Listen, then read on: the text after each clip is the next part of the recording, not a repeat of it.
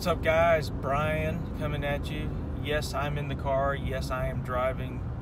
To those haters that say things about filming while driving, my camera is mounted. I am focused on the road. Have no worries.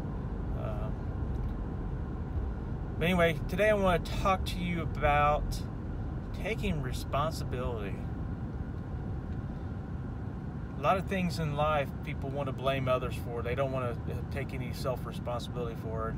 You know, things that happen to us, most of the time we have a say in it.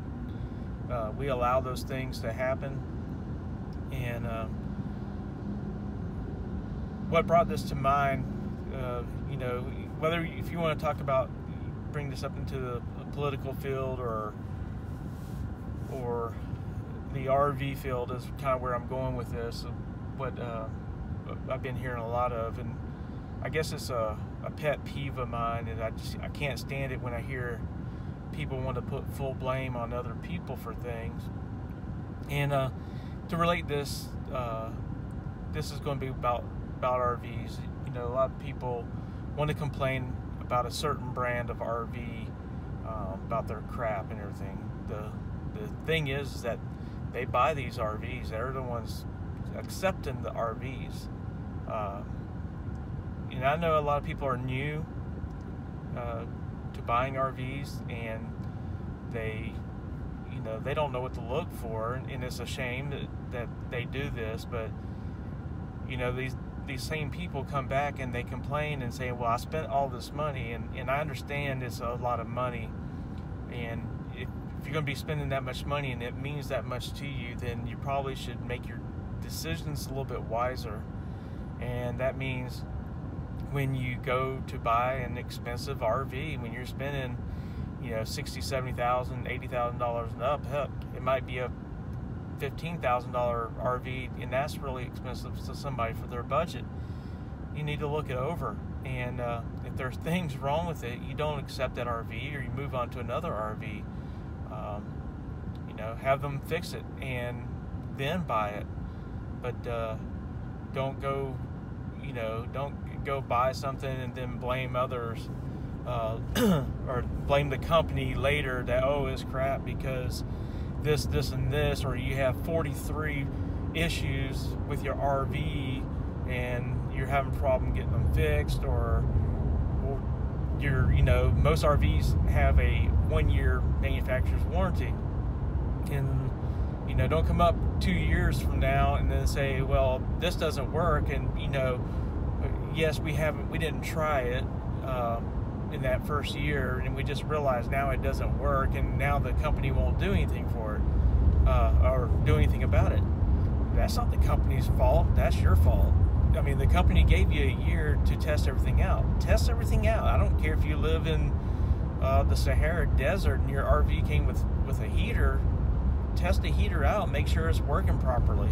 And you know, if you're living in the Arctic, your RV came with the air conditioner, test the air conditioner, because you never know when you may go somewhere else and that feature may come into play. It's just like I tell new RVers, test everything out in every situation possible that you can within that first year. Have them show you how to use the features in every possible situation. You may be buying an RV and say, well, no, I'm just going to be using it full hookups. I'm not going to, you know, I'm not going to boondock or dry camp or anything. But then all of a sudden, there you are that one day that you're traveling somewhere and it's a long distance, and you're going to pull over into a Walmart parking lot, and you're going to like, well, you know, let's go ahead and use this thing, you know, the fresh water tank. And now you have a problem. Well, I didn't try it out. Try it out, you know. And the main thing about this is accept some of the responsibility when you're buying an RV, that if you didn't check things out, if you didn't look it over thoroughly, you accepted it, you're accepting responsibility. You're accepting that RV the way it is. And just like in other parts of life, you know, blaming others for for things going on, well, do something about it, step up and take action. Just don't sit around and cry about it and whine about it and blame others. So anyway, I just want to touch base on that. I haven't put a video out last couple of videos were some of our New York trip, and hopefully we can get an overview of our trip done. Been working some crazy hours. Angie has taken on a new position at her job, and her hours have changed a little bit, so our time of meeting up is and being able to do that is not as easy. And there's some other things we've been doing around the house, and may put out a video later about that.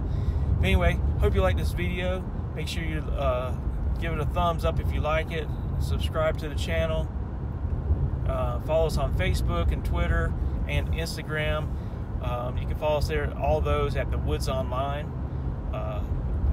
Another thing is, when we were changing the name from RVing Illustrated to The Woods Online, I, in my haste, made a mistake on the YouTube name, and it's The Woods, and it's The Wood 'S, like it should be possessive.